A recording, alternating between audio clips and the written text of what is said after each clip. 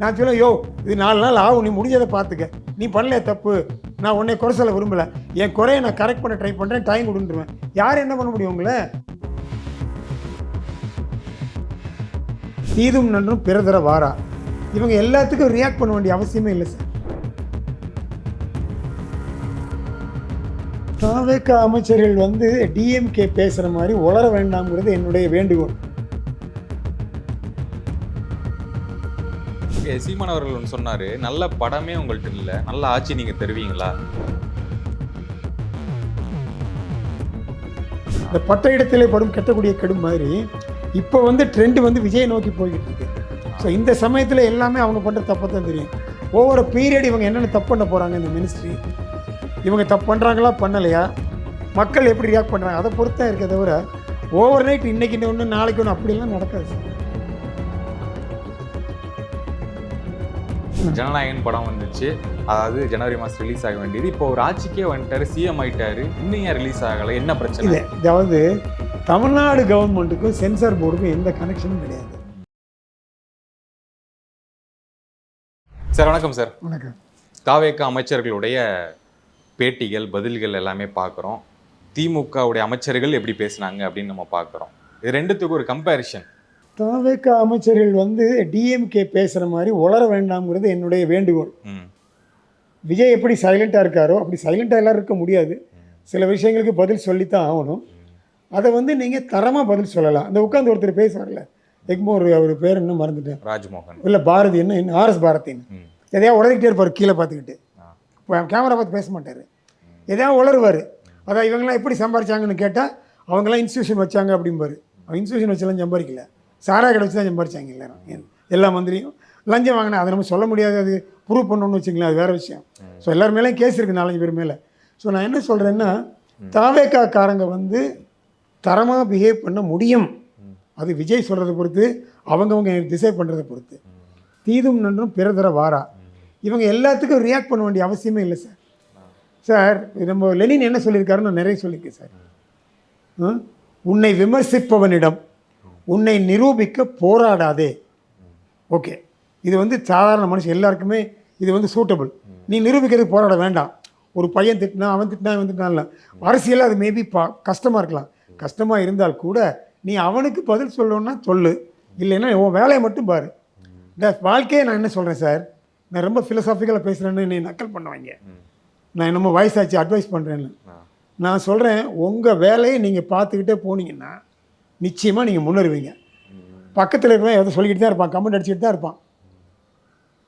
இப்படி வச்சா தப்புமா, அப்படி வச்சா தப்புமா, எதை சொல்லிட்டு இருப்பான்.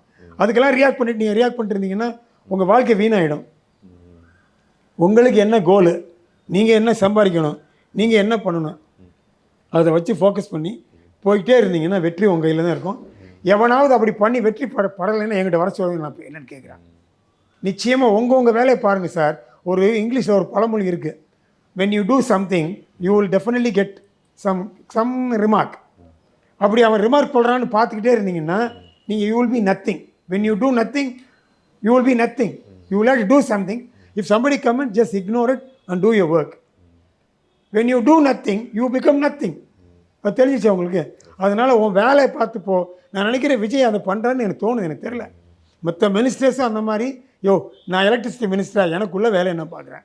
நான் எவனையும் குறை சொல்ல விரும்பலை.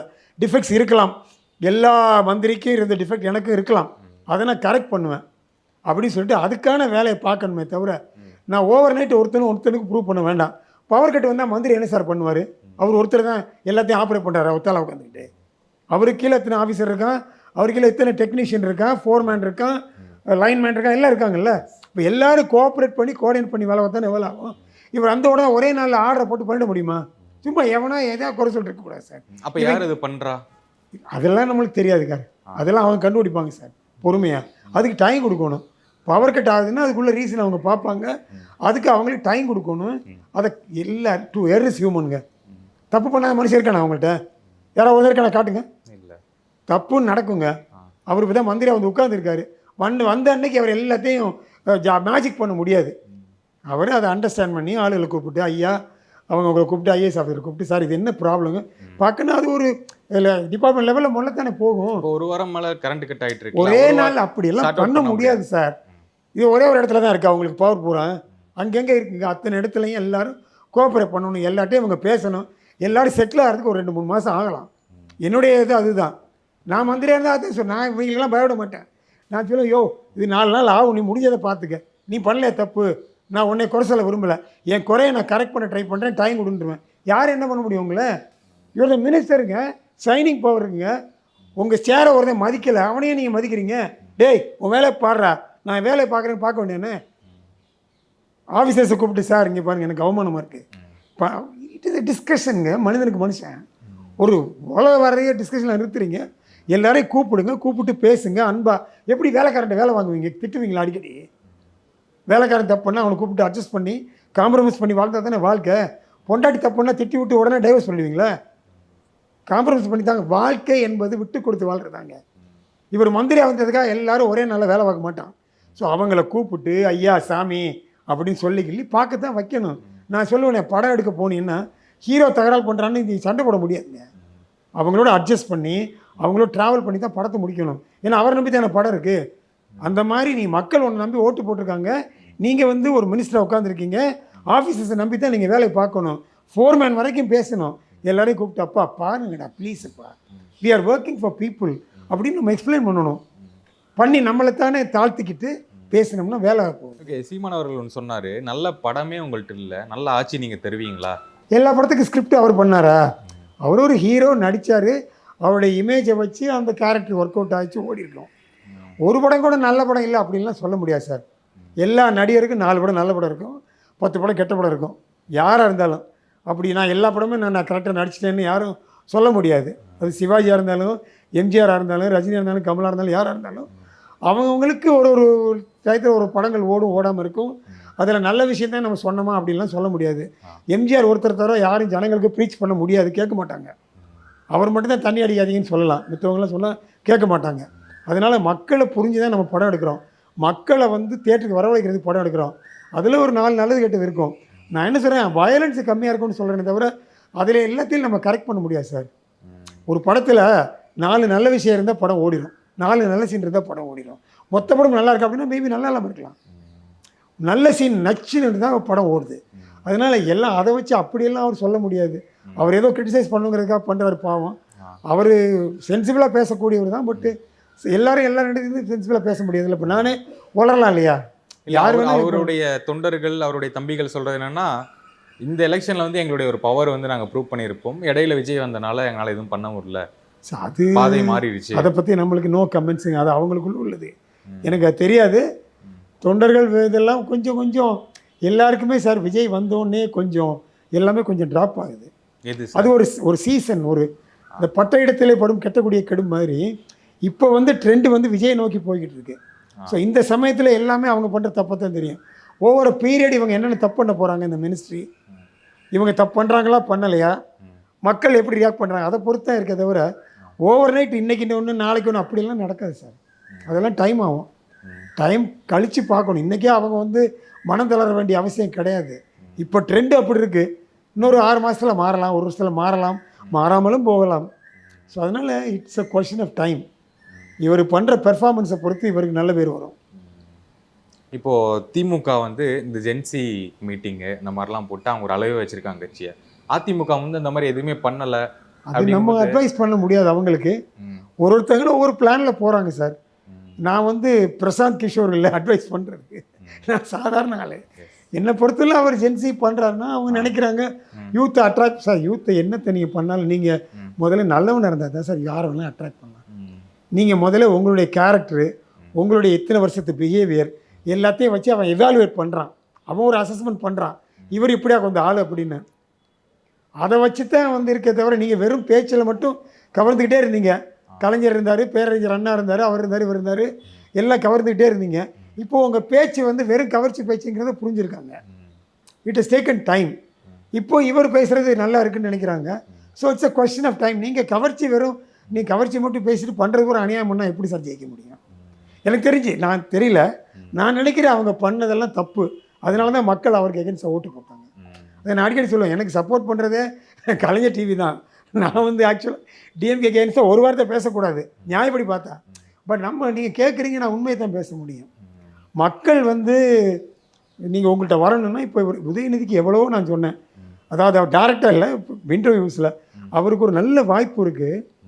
அவர் வந்து இவனுங்களை கொஞ்சம் கண்ட்ரோல் பண்ணிவிட்டு லஞ்சம் வாங்குறத நிறுத்தி ஒரு அந்த தொகுதிக்கு பண்ணுறல அந்த மாதிரி ஓவராலாக இவர் நல்ல இமேஜை க்ரியேட் பண்ணிக்கிட்டாருன்னா ஹி வில் பிகம் சீஃப் மினிஸ்டர்னு ஆட்டோமேட்டிக்காக. நான் பண்ண வேண்டாம், மக்கள் ஓட்டை குத்திடுவாங்க. பண்ணவே இல்லையா அவரு சனாதனாதன் எதையாவது பேசிக்கிட்டு தப்பாக பண்ணிக்கிட்டு, எனக்கு தெரிஞ்சு அவர் பண்ணுற தப்பு. அவராக மாறணும், அவருக்கு பவர் வேணா அவர் மாறணும். எனக்கு என்ன, யார் இருந்தாலும் நான் பாட்டு சும்மா இருக்க போகிறேன், நம்ம ஒன்றும் பண்ண போகிறதில்ல அவங்கள. ஸோ அதனால் அவருக்கு வேணும்னா அவர் தான் கரெக்ட் பண்ணிக்கிறணும். தன்னுடைய approach towards people, towards party, towards government, towards every thing நீ தானே உன்னை கரெக்ட் பண்ணிக்கிறணும்.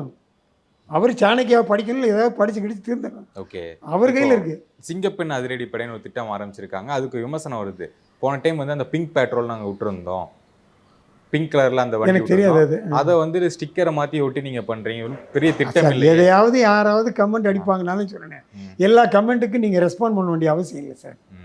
அவன் வைக்கிற விமர்சனத்துக்கு எல்லாத்துக்கும் நீங்கள் பதில் சொல்ல வேண்டாம் சார். மறுபடியும் லெனின் சொல்லாத நான் சொல்கிறேன், ஒருவன் உன்னை விமர்சித்தால் அவனிடம் நீ நிரூபிக்க போராடாது, உன் வேலையை பார்த்து போய்கிட்டே இரு. இன்னொன்று சொல்கிறேன் சார், விவேகானந்தர் சொன்னது இவங்களுக்கெல்லாம் தெரியுமான்னு எனக்கு தெரியாது.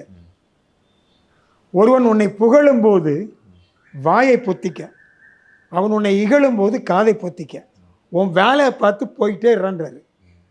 30-40 வயசில் செத்து போயிட்டார் விவேகானந்தர். அருமையான செய்யுங்கள் இது. அவன் ஏதாவது சொல்லிட்டு தான் சார் இருப்பான்.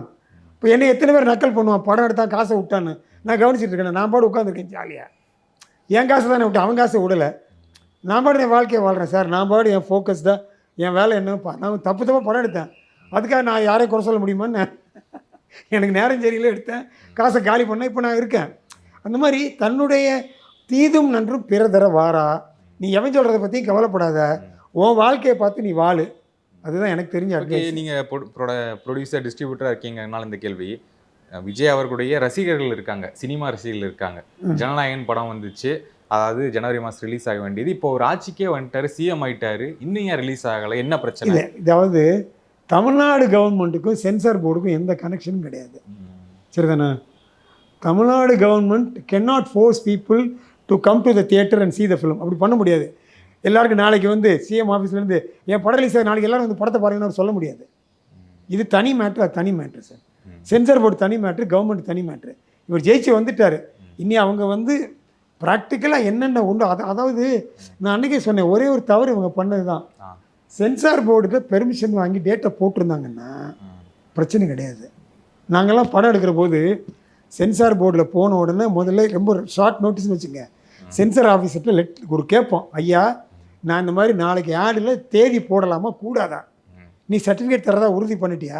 சர்டிஃபிகேட் இஷ்யூ பண்ணலை, பட் கமிட்டி மீட்டிங் ஆகிடுச்சு, படத்தை பார்த்துட்டாங்க, கட் சொல்லிட்டாங்க. இப்போ நான் அவர்கிட்ட போய் கேட்குறேன், சார் இந்த மாதிரி நான் தேதியை போட்டு அனௌன்ஸ் பண்ணலாமான்னு கேட்குறேன். ரீஜனல் டைரக்டர் ஓகே போடுங்கன்னா தான் போட முடியும்.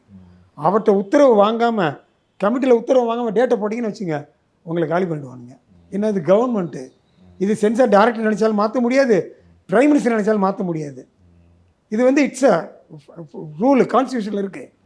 சென்சார் போர்டை மீறி நீங்கள் ஒன்றுமே பண்ண முடியாது இந்த நாட்டுக்குள்ளே, சரிதானே? இது இவங்களுக்கு தெரியாமல் பண்ணிட்டாங்க, யாரும் அட்வைஸ் பண்ணலை இவங்களுக்கு.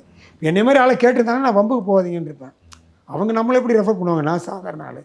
அதனால் அவங்க கரெக்டாக கேட்டு யாராவது ப்ரொடியூசர்கிட்ட கேட்டுக்கலாம், அவங்க இல்லை சென்சார் போர்டிலே போய் ரிக்வெஸ்ட் பண்ணிக்கலாம். ப்ரொடியூசர் போய், சார் பிரச்சனை இருக்குது, நிறைய பணம் போட்டேன், கொஞ்சம் ஹெல்ப் பண்ணுங்கள், நான் தேதியை போட்டுக்கிறேன்னு சொல்லியிருந்தாருன்னா சிம்பிளாக முடிஞ்சிருக்கோம். இவர் அதை பண்ணாமல் வேறு ஏதோ என்ன பண்ணாங்க எனக்கு தெரியாது. என்கிட்ட வந்தால் நான் சொல்லியிருப்பேன், இந்த மாதிரி என்கிட்ட தெரிஞ்ச ஆள்கிட்ட போயிருந்தால் சொல்லியிருப்போம். நாங்கள் வேட்டையாடல இடம்லாம் டேட்டு கேட்டு தான் போட்டோம், சும்மாலாம் போடலை எதையும். ஸோ அதனால் யாருமே இப்போ சீனோடு நான் அப்படி தான் போட்டேன் டேட்டு, அவரை கேட்டுட்டு தான் டேட்டு போட்டேன். சென்சார் ஆகலை, சென்சார் முடிஞ்சிருச்சு, ஆனால் டேட்டு கேட்டு தான் போட்டேன். மாண்புமானவனுக்கே நான் அது கேட்டு தான் போட்டேன்.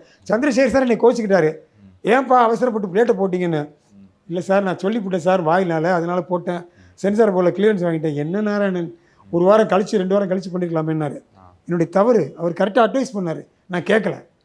சந்திரசேகர் கரெக்டாக அட்வைஸ் பண்ணார். அந்த மாதிரி ஒருத்தங்க ஒரு சில சமயங்களில் மிஸ்டேக் பண்ணி மாட்டிக்கிறது உண்டு. ஓகே இவங்க இந்த மிஸ்டேக் பண்ணி மாட்டிக்கிட்டாங்க. ஓகே சார், நேர்காணல் மிக்க நன்றி, வணக்கம் சார்.